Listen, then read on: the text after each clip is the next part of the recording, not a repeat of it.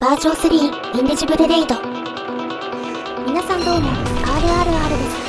今回はグラフィック強化編です。グラフィックより早くシステム作れよって話もあるんですが、違うんですよ。今回のはただの強化ではないんです。ではその辺の説明からやっていきましょう。ユニティの動画機能を URP から HDRP に移行しました。ユニティには現在3つの動画機能が用意されているんですが、本作の開発当初はスマホ向けに出す構想もあったりして URP を使っていました。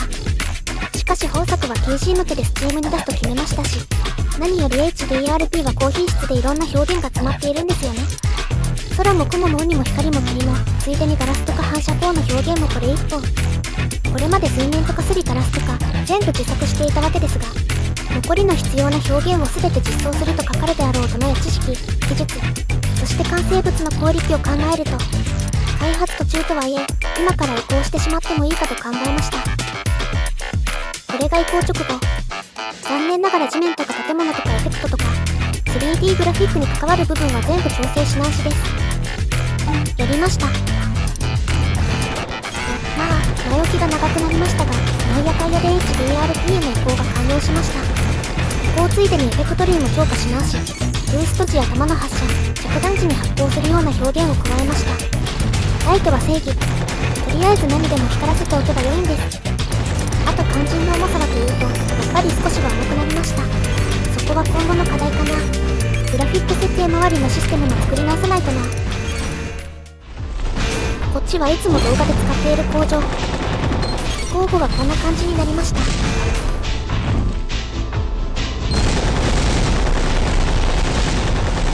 天井のライトからボアと光が拡散しているのがわかるでしょうか。前作の頃からやりたかった表現の第1位です。HDRP だとあっさり解決できて私は満足。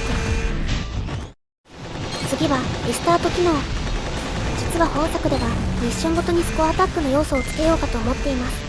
残 AP やクリア時間、護衛対象の耐久度とかをスコア化して評価をつけたりとか。ということでミッション失敗時、中断時にはメニューに戻るか再挑戦のどちらかを選べるようにしてみました。こんな感じ。まあゲーム性としてはミッション失敗時はガレージに行って機体を組み直してほしいというのが個人的な気持ちとしてはあるんですけどね。やり込み時にはあると便利な機能なんじゃないでしょうか。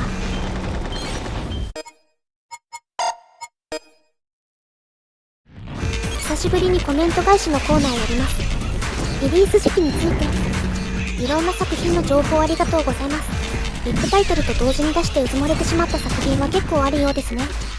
インディーズの強みの一つはフットワークの軽さだったりするわけですが、私のスタイルは一作に数年かけるタイプなので、リリース時期の見極めが難しいな。そろそろロードマップ出る。